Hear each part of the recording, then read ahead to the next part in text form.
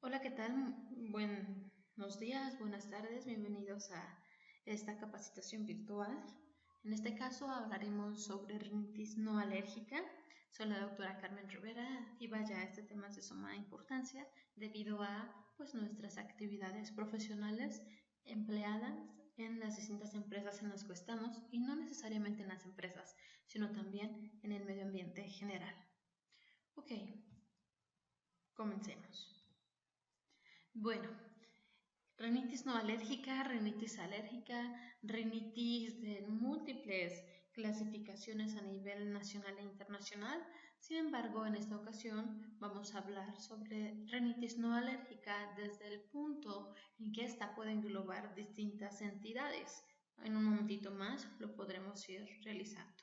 Para llegar al diagnóstico de rinitis no alérgica, me adelanto un poco, es decir, que este diagnóstico rinitis no alérgica previamente tuvimos que haber desechado el diagnóstico de rinitis alérgica. Bueno, la rinitis no alérgica es la causa importante de morbilidad, de reducción de productividad laboral, lleva costosos tratamientos y es muy importante en el ausentismo laboral. Por ende, la importancia de esto. Representa del 23 al 29% de los pacientes evaluados por rinitis alérgica. ¿Qué significa esto? De un 100% de los pacientes que acuden con sintomatología, que es bajo porque generalmente los pacientes con rinitis alérgica pues no se tratan porque lo consideran normal hasta que ya estando pues con la sintomatología exacerbada limitan las funciones diarias. De ese 100% que acude, del 23 al 29% tiene una rinitis no alérgica. Entonces no todo es rinitis alérgica. Bueno, sin embargo, independiente de que ésta no tenga una alergia de origen, sí tiene una inflamación en la mucosa nasal y esto es por exposición de partículas inhalables presentes en un ambiente de trabajo. Aquí enfocándonos netamente a la rinitis ocupacional o rinitis por trabajo. En este caso, polvos, gases, vapores. Ahora, independiente de estas dos situaciones que vamos a tener, también se tiene una sensibilización en el paciente y propenso a desarrollar una respuesta mediada por inmunoglobulinas tipo E. Entonces aquí es en donde entra la controversia si es una rinitis alérgica, si no es una rinitis alérgica, entonces ¿cómo entra en la categoría de ella?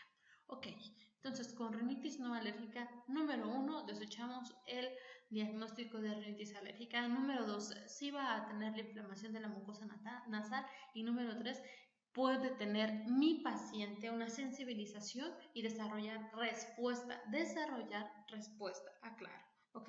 Además de que en el caso de rinitis ocupacional, pues la exposición en ambientes de trabajo a partículas.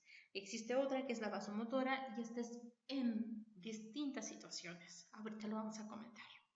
La clasificación de esta rinitis no alérgica. Hay múltiples. Y antes de entrar realmente a la clasificación, tendremos aproximadamente 200 agentes o más que producen esta rinitis no alérgica. Y dentro de ellas vamos a ir, esto realizan clasificaciones. Hay varias, les comentaba. Sin embargo, comenzamos con una que es la medicamentosa. La medicamentosa, ¿qué significa? Número 1. Mi paciente tuvo contacto con cierto medicamento. ¿Cuáles pueden ser? Descongestionantes de acción local. Por ejemplo, oximetazolina y la fenilefrina.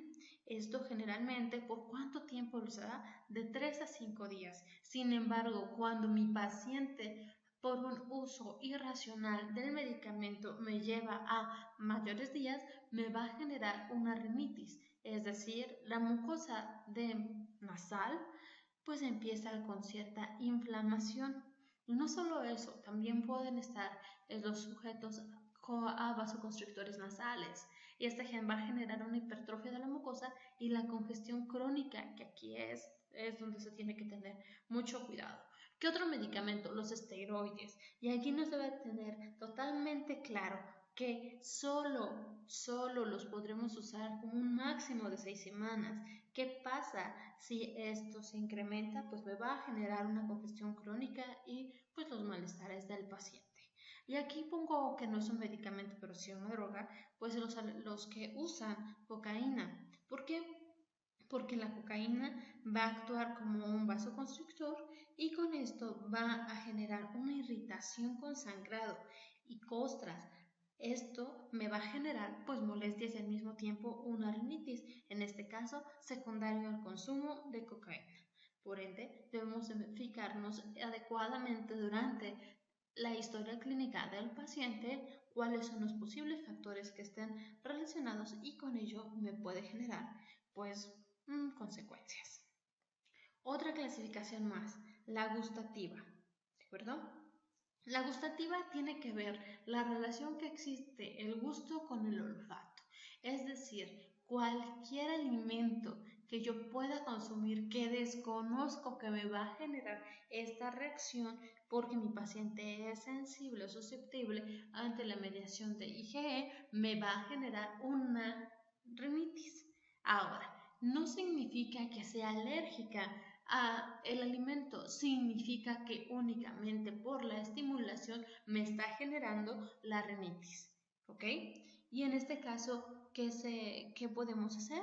Bueno, número 1, no tener contacto con el alimento, identificarlo, pero aclaro, esto tiene que ver netamente con mucho cuidado durante el interrogatorio porque nos puede confundir demasiado con una rinitis de tipo alérgica, ¿ok?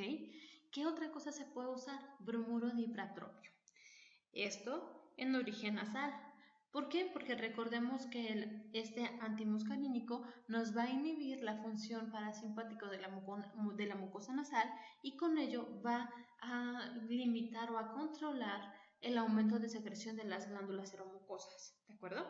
¿Qué otro tratamiento se llega a usar? Bueno, si el gusto está relacionado con todos los nervios que puedan estar involucrados en origen nasal, pues se llega a hacer en los casos crónicos que están resistentes al tratamiento y que aparte de ello recaen, pues se puede hacer una neuroectomía.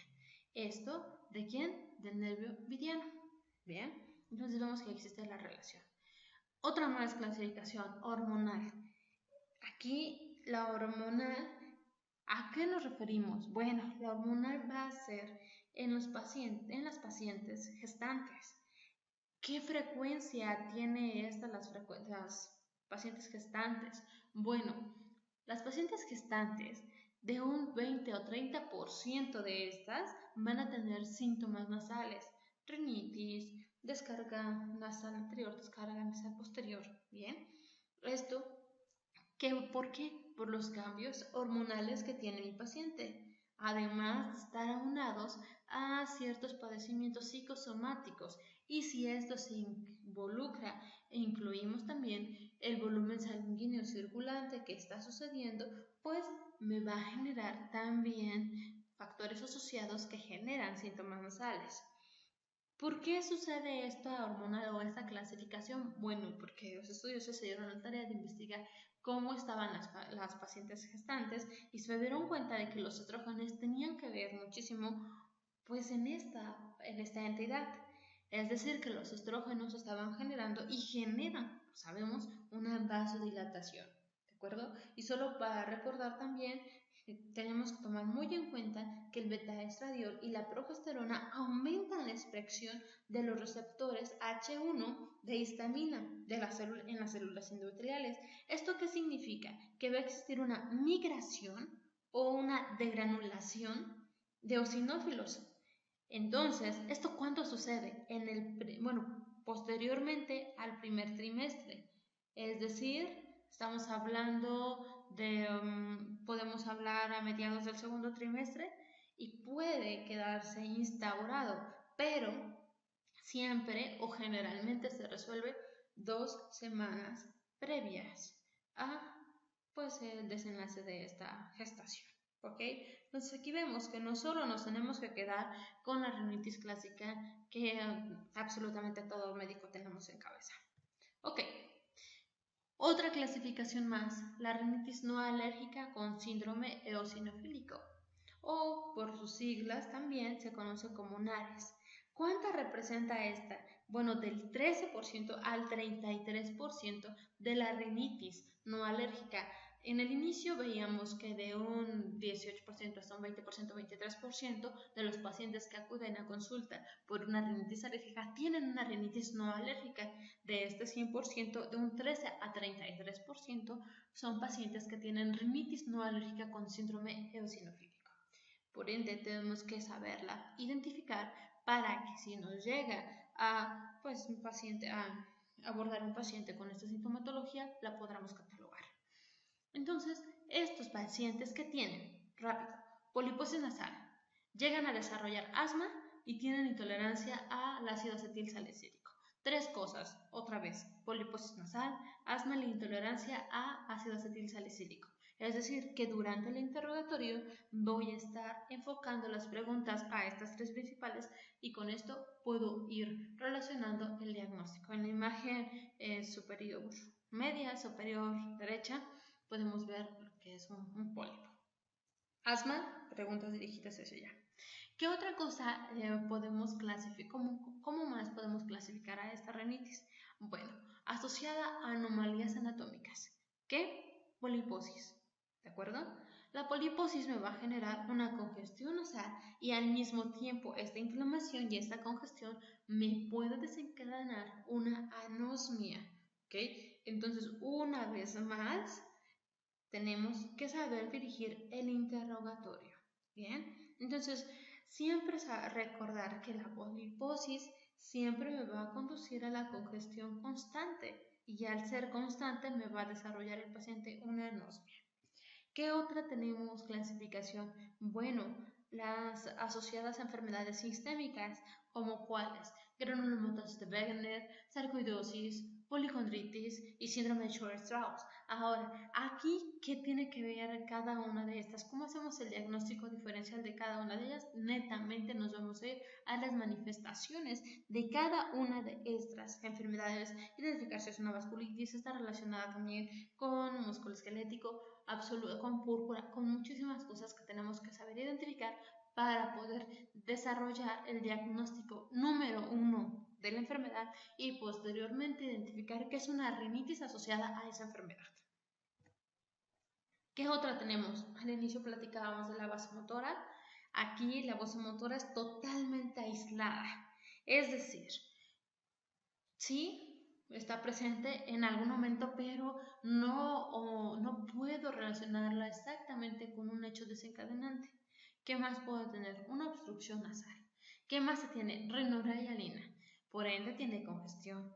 Y generalmente lo que desencadena esta rinitis vasomotora son perfumes, el humo de tabaco, los gases, pintura, tintes, alcohol. Entonces, todos estos involucrados en nuestro medio ambiente, la persona se va a estar expuesta y va a generar la rinitis vasomotora, ¿ok? Entonces, esta sí es pues una entidad que podríamos pensar entra en cada una de las clasificaciones que hace rato comentábamos, pero aquí es totalmente aislada, ¿ok? Y el último, y no menos importante, que de hecho lo dejé a propósito, es lo ocupacional. Entonces, ¿qué es ocupacional? Entonces, el paciente tiene que pues, manifestar síntomas de tipo rinitis, congestión, rinorrea, etcétera, descarga nasal anterior, posterior, pero esto está generado posteriormente o durante la exposición en su ambiente de trabajo.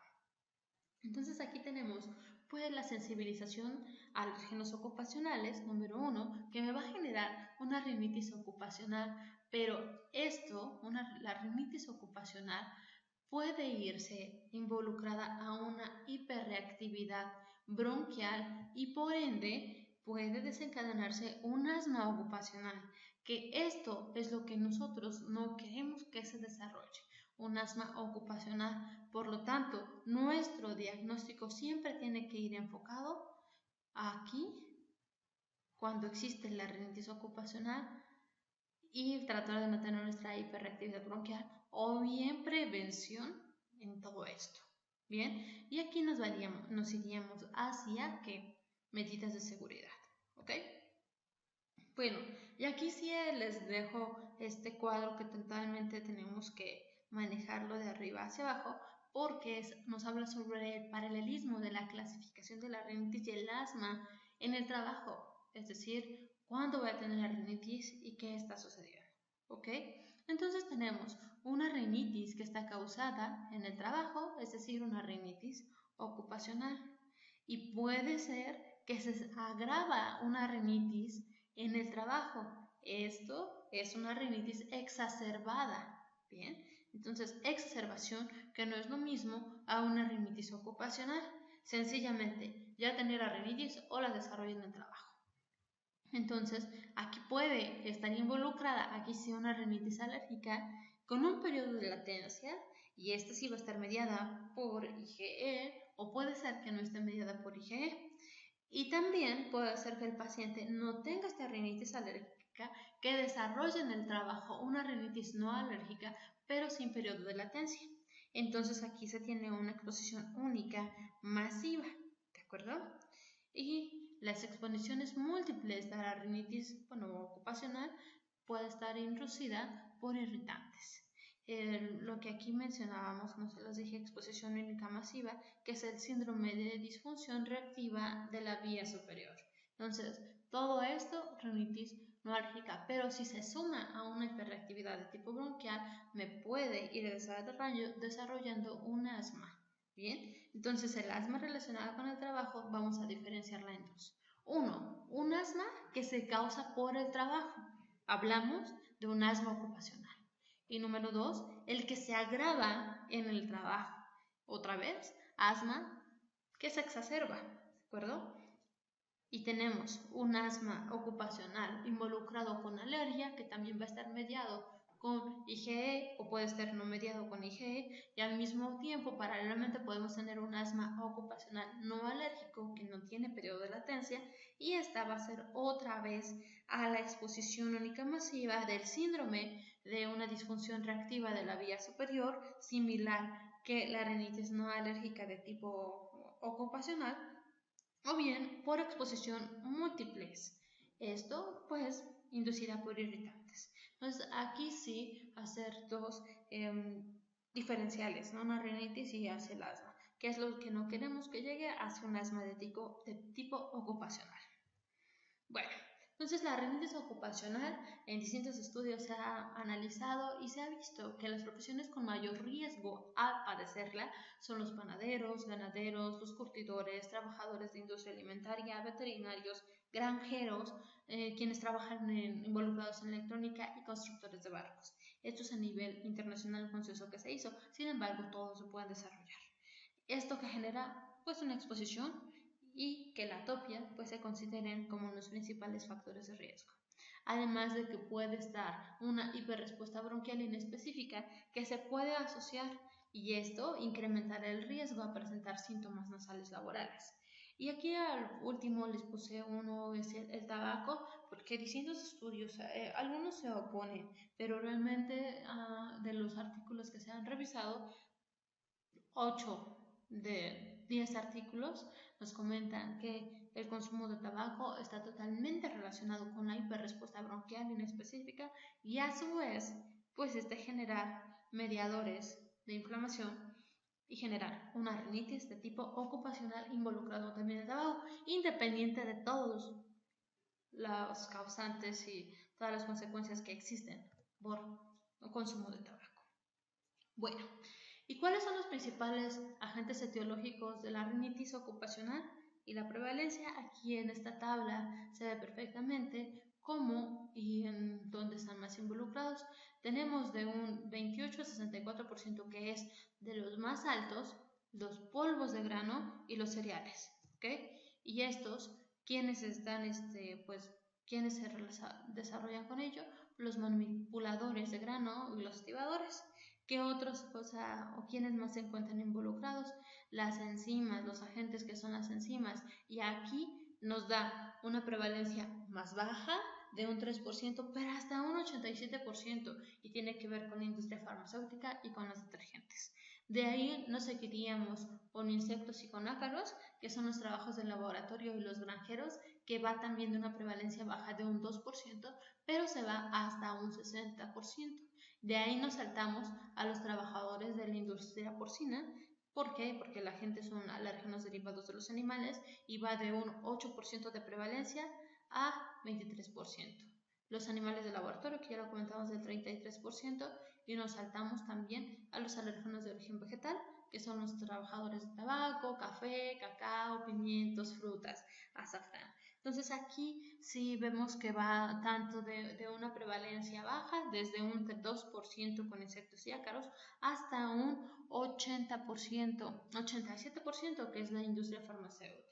¿Okay? Entonces realmente, y se siguen estudiando muchísimos más agentes de acuerdo a la ocupación. Bueno, y las sustancias implicadas distintas en el peso molecular bajo, ¿cuáles son? Bueno, igual aquí les ponemos la prevalencia y hablamos desde un alto 48% hasta el 10%, que son los anhídridos ácidos. ¿Y quiénes son ellos? Bueno, quienes están sujetos a la producción de las resinas epoxi y trabajadores de la industria química y electrónica. Además de ellos, ¿qué más pueden estar involucrados? Todos aquellos pintores, trabajadores de moldes de uretano. ¿Por qué? Porque tienen una prevalencia desde el 36% hasta el 42%. ¿Y cuáles son las sustancias involucradas aquí? Son los disocianatos. Entonces, los disocianatos, es decir, todos los pintores y los trabajadores con moldes de uretano, tienen una prevalencia más alta a las demás. Posteriormente nos seguimos con el aserrín de madera, es decir, los carpinteros y los fabricantes de muebles, que tienen una prevalencia del 16 al 36%, posteriormente del 3 al 30% con sustancias químicas reactivas, quienes son los que trabajan con tintes, con fibras sintéticas, con algodón, con papel, fabrican zapatos, en fin. Y aquí sí quiero dejar algo, porque tiene una prevalencia promedio del 43%, que son todas las sustancias metales, y principalmente platino. ¿Y quiénes son ellos? Los que trabajan en refinerías de platino. Entonces aquí tenemos una prevalencia casi del 50%, y por ello las medidas de seguridad se tienen que tomar muchísimo más cuidadosas que en otros lugares. Bueno, y esto fue un poquito más hablar de medicina ocupacional involucrada hacia la rinitis. ¿Cómo voy a hacer el diagnóstico de una rinitis no alérgica? Entonces, número 1, exclusión total de rinitis alérgica, total. Posteriormente, me va a estar ayudando la historia clínica. Y aquí, ¿qué me tiene que interesar? Bueno, el antecedente de atopia. ¿Mi paciente tiene atopia o no? ¿Ha tenido una rinitis estacional? ¿Cuál es la exposición a los factores que tiene? ¿Está consumiendo algún medicamento o no? ¿Cómo está este? En la exploración física, las líneas de Denier. ¿Cuáles son estas líneas de Denier? Recordemos que cuando hacen el saludo alérgico, cuando el niño o el adulto con la palma de la mano se lleva hacia el nasal, área nasal, pues se levanta la punta nasal y con esto se va generando en el tabique una línea, y esta es la famosa línea de Denier. ¿Qué otra cosa tenemos que ver? Bueno, pues si el dorso de la nariz está deprimido.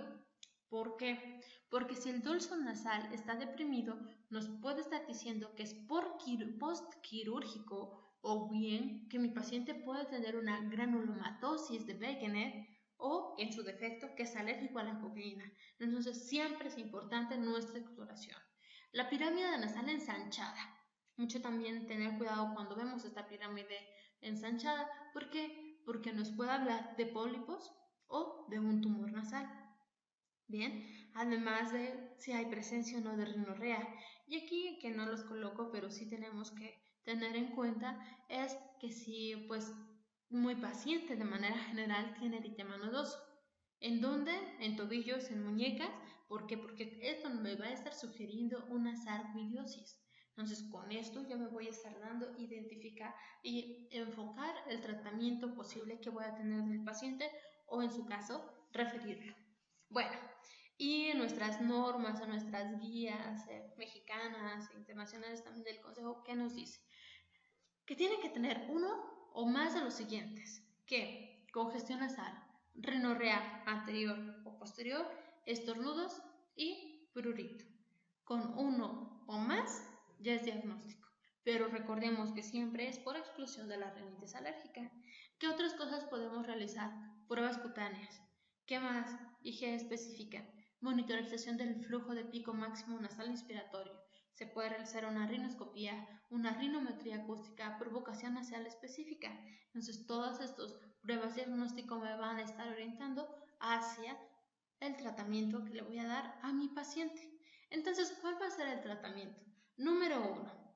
Tratamiento.